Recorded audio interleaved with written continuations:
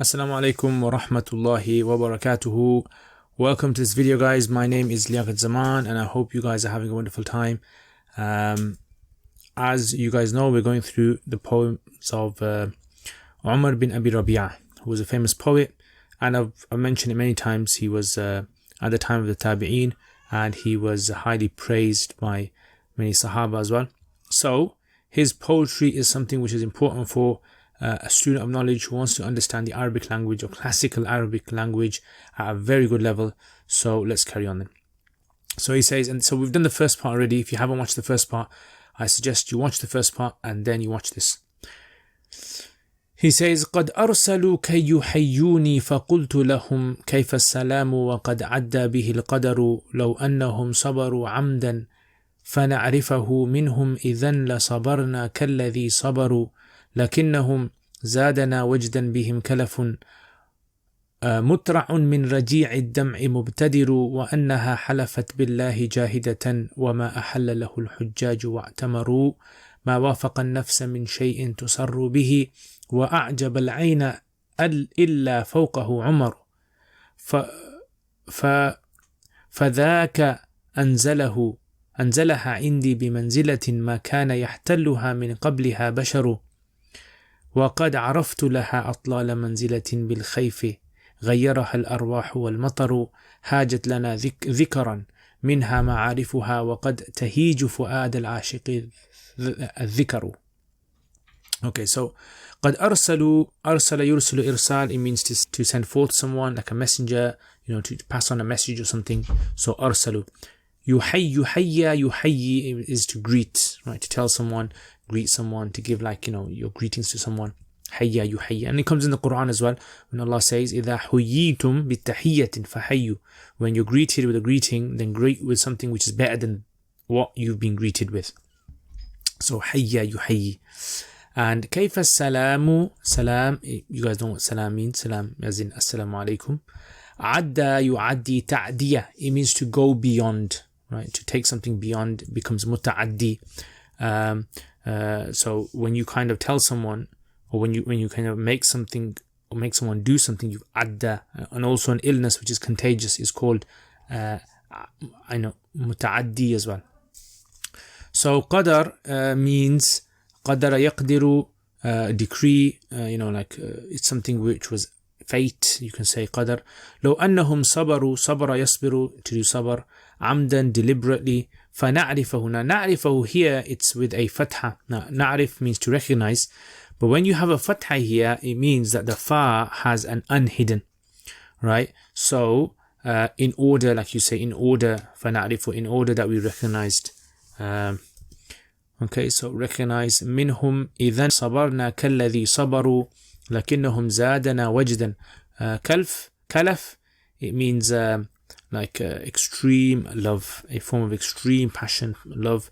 Wajd means like emotions, love, emotions that a person gets. So those are kind of like very similar words. Mutra, atra yutri'u, it means to fill up with water or tears. Mutra atra. So when a valley is filled, you say, wadi atra, right? It's filled with water, like flood. Raji is from raja'a yarji'u, which means something that repeatedly comes back and forth. Dam, it's tears. Mubtadir, ibtadara, it means to come out very early, very quickly, like before you even anticipated it. So to quickly come out. Ibtadara. وأنها حلفت بالله جاهدة. جاهدة, it means with exerting all their effort. Exerting all their power and strength and effort. You say jahd, or struggling as well. You can have the meaning of struggle. So juhud, it means effort. Jahad, it means putting all your effort into it. وأعجب العين. أعجب العين, أعجب يؤجب, and it comes in the Quran as well. So a lot of these words do come in the Quran.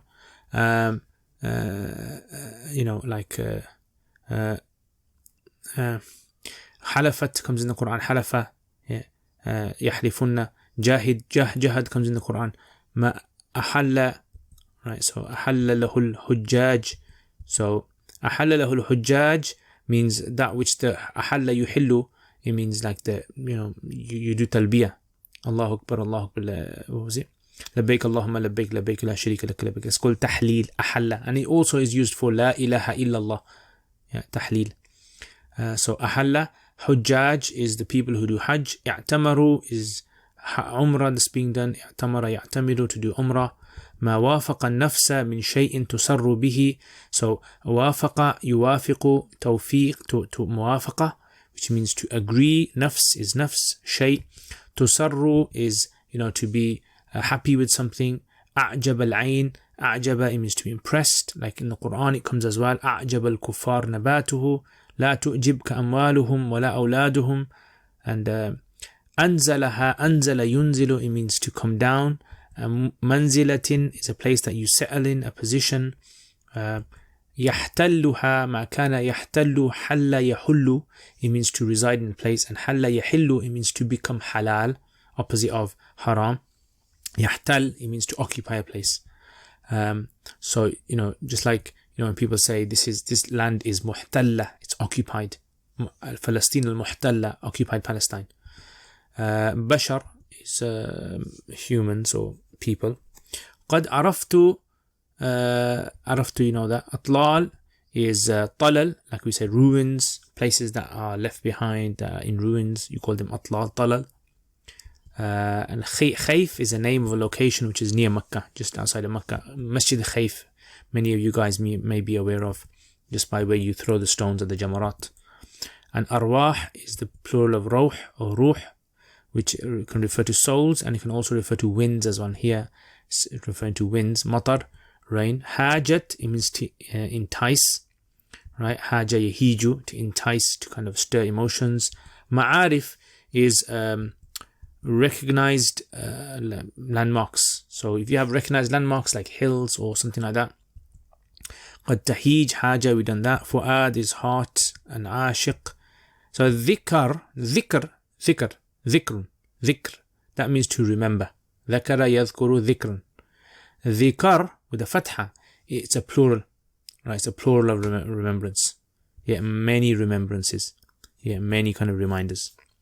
Okay, so by now you guys should have some sort of an idea now of what this poem is saying, because with the previous for part 1 as well, you've got the idea as well. So here as well. Okay, what is he saying over here? So basically Umar is now grieving over his beloved, or the woman that he was in love with, and they were traveling. He's kind of like reminiscing over the time, and he's saying, well, what happened was these people, they left all of a sudden, right? And it was just like a really kind of sudden thing. And what they done was they sent someone, as they've gone, they've sent someone to greet me, right? So what's the point of greeting me? Yeah, so قد أرسلوا كي يحيوني, they sent someone. أرسلوا, they sent, and the word messenger would be hidden. أرسلوا أرسلوا كي يحيوني, they sent someone to greet me, in order that they greet me, right? And to say salam. فقلت لهم, so I responded to them and said, كيف السلام, how is it possible to give salam? Yeah, like what's the point of salam? Yeah, is there any need for salam? وَقَدْ عَدَّى بِهِ الْقَدَرُ واو حالية, whilst the qadar has already gone beyond now. It's like they've gone now, they've left. So the qadar, the decree, has taken it away now. So they've taken them away. So what's the point of their salam now? Salam is usually given when you're going to meet someone, when you're going to be with someone. These people have gone. So what's the benefit of them giving salam? كيف السلام, like how is it salam? وَقَدْ عَدَّى بِالْقَدَرُ, whilst the qadar has taken it away, taken the salam away, taken the point of salam. Okay, لو أنهم صبروا عمدا. So he's saying that I have to do sabr, yeah? Right, so I've got to get used to that. But the thing is, these people should have understood my situation. لو أنهم صبروا عمدا, if these people had done sabr and waited and stayed, right, and not gone, deliberately, if they had done sabr, فَنَعْرِفَهُ مِنْهُمْ, and so we could recognize this from them. In other words, if they had done sabr, in order for us to recognize, do these people really have inside of them the potential for having sabr? Then, in that case, if they had shown us that they can, they can show sabr, right? then لَصَبَرْنَا, then we would have waited as well. لَصَبَرْنَا كَالَّذِي صَبَرُوا, we would have waited with them, and it would have been fine. I wouldn't have an issue. But I'm the only one doing sabr now. They've gone, left me. No one is bothered, and I'm left doing sabr. So إِذَنْ لَصَبَرْنَا كَالَّذِي صَبَرُوا. In that case, we would have done sabr. I would have done sabr. كَالَّذِي صَبَرُوا. Now here is an example of how in the Quran where we is mentioned even though one person is in the speech. Like Allah subhanahu wa ta'ala talks about himself as we sometimes. So the Arabs would do this as a frequent thing for various reasons. So إِذَنْ لَصَبَرْنَا كَالَّذِي صَبَرُوا. We would have done sabr like the sabr that they had done. Now some grammarians have actually taken from this word كَالَّذِي, they've actually gone into this and said like this can also be an example of الذي that comes from masdar. I don't want to go into this, but those of you guys who are interested, then you can actually look into the Quran. خَاضُوا كَالَّذِي خَاضُوا. Yeah. خُذْتُمْ كَالَّذِي خَاضُوا. So under that verse of the Quran, خُذْتُمْ كَالَّذِي خَاضُوا, look in the tafsirs and you'll see an ikhtilaf of the grammarians regarding the usage of this الذي in this particular scenario. لَكِنَّهُمْ زَادَنَا وَجْدًا بِهِمْ كَلَفٌ. So he's saying the love, the kalaf is the fa'il here of zada. So the kalaf, the extreme passion I have for her, yeah, zadana, it increased us, it just made me more emotional, more wajad, it created more emotion inside of me, wajad inside of me. And what else increased the wajad? وَمُتْرَعٌ مِّن رَجِيعِ الدَّمِ. Yeah, so the mutra', the filling up of the continuous non-stop repeating tears, min raji' dam.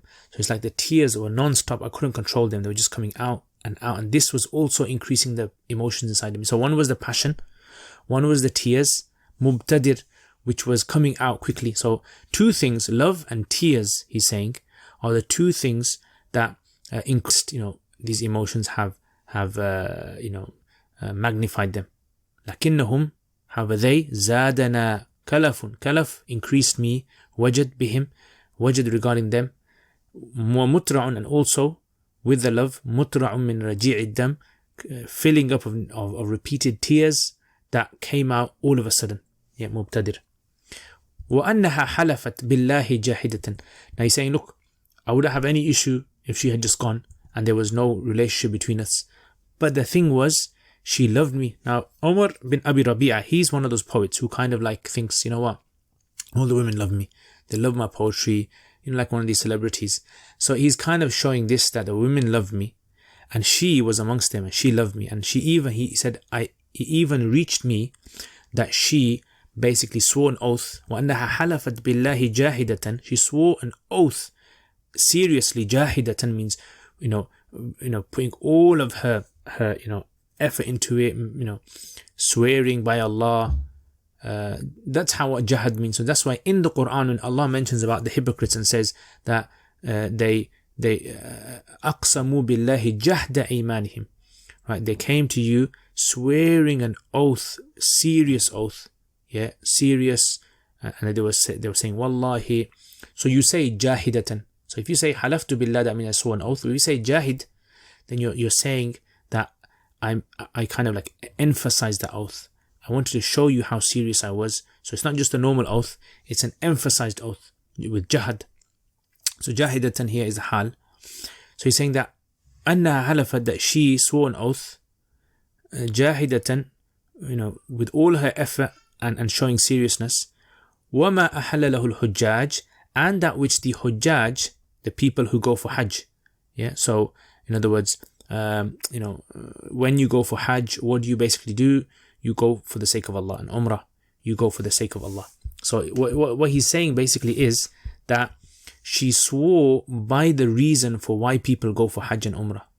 Yeah. So halafat billahi jahidatan wa halafat bima ahalla lahu al-hujjaju wa'tamaru.